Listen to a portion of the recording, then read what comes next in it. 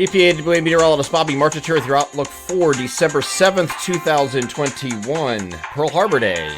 For those of you that are into the history, that would have been my backup plan if I didn't get into meteorology, was history. I'm a very big fan of American history, especially. But today is the day that will live in infamy, according to President Roosevelt back in 1941, where Pearl Harbor was attacked. So that today is the anniversary of that.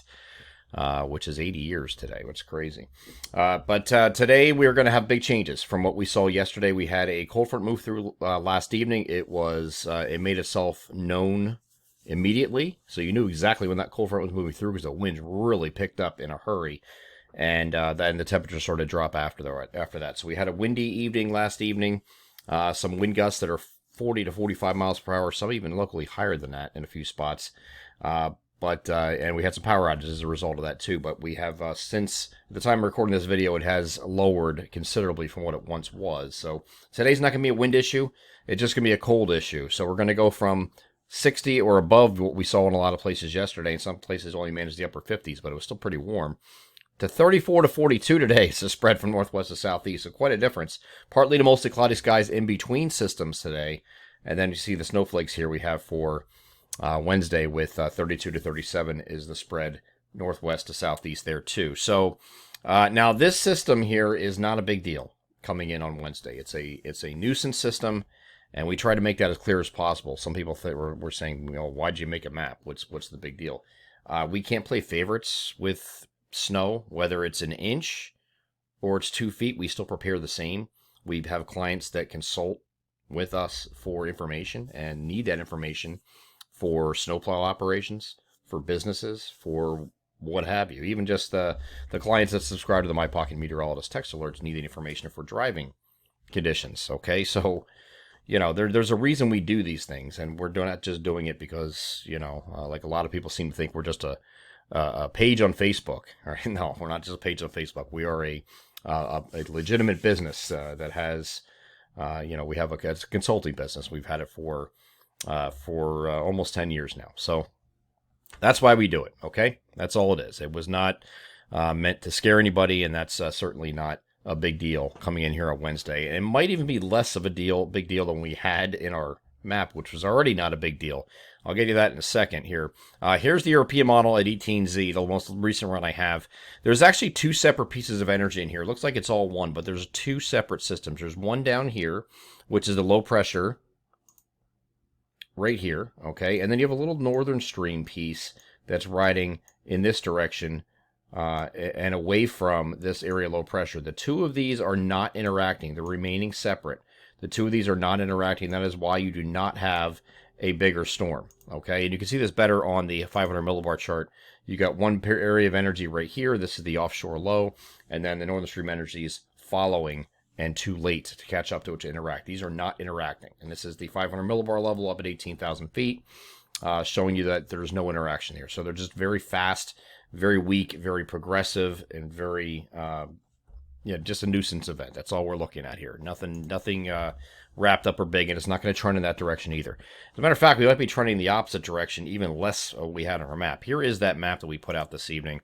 And there was two distinct areas on here. Well, that's the reason there's two distinct areas. This is northern stream energy. This is southern stream energy, and they're remaining separate, okay? There's still some question if it's going to get this high. I mean, it's not really that high. We have a coating to 2 inches of snow in this blue. The gray is a coating to 1 inch. So it's not like we have to make major amount adjustments here, but it might be trending like closer to the coating.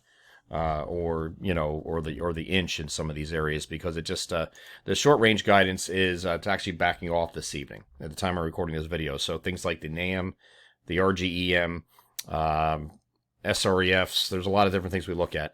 But the European model at the time we drafted the map was the only one not on board with snow, and they did a role reversal. Now everything else jumped off. The European model is the only one on board, so you can't make this stuff up. But regardless, it was a preliminary map we put out, which is this one right here. We put this out and said that it was a nuisance event, said that it is a preliminary map that will be updated again Tuesday afternoon. We'll do that again today.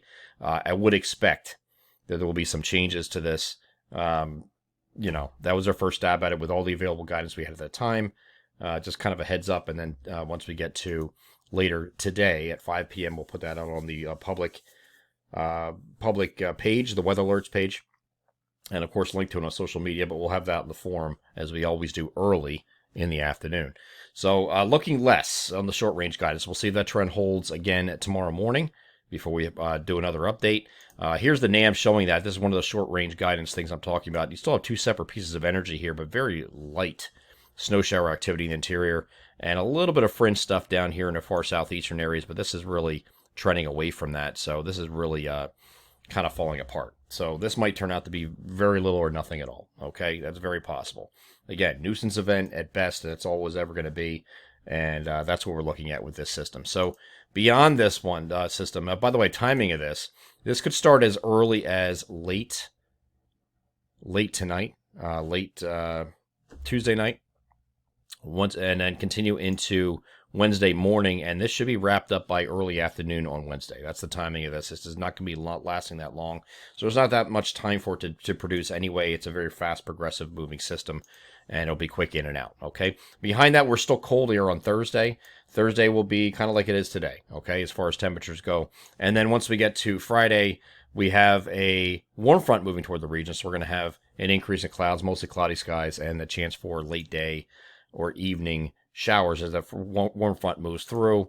And then once that moves through, we have a cold front coming on its heels. That's going to be on Saturday night when this moves through. Out ahead of this on Saturday, we're going to have another one of those situations where the temperatures are going to really spike ahead of it. You're going to get to 60 or above on Saturday before this front moves through. And the closer you are to that front, or closer you are to the rain and the front coming in, the higher the temperatures will be. Okay, this moves through with scattered showers again later in the day here on Saturday, and that goes into Saturday night. The cold front moves through very early Sunday morning, and then the temperatures drop behind it.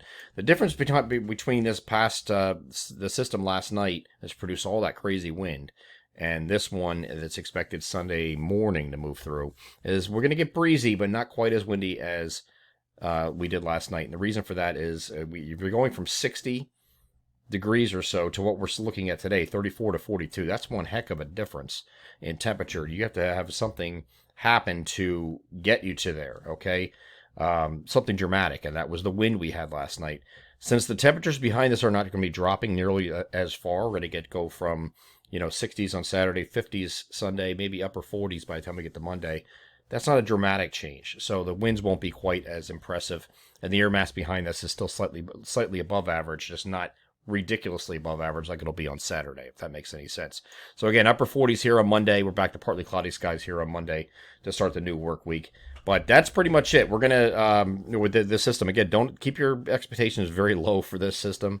And that's why we're going to try not to make a big deal about it. But again, we have to make a map, whether it's an inch or, or 2 feet. It doesn't matter. Same level of preparation for that. We'll update that again on the weather alerts page at 5 o'clock publicly in the forum in the early afternoon as needed, and of course we'll send the text alert updates for anything changes from the previous alerts that went out yesterday. I'm EPAWA meteorologist Bobby Marchers. That is your outlook for December 7th, 2021. Have a great Tuesday.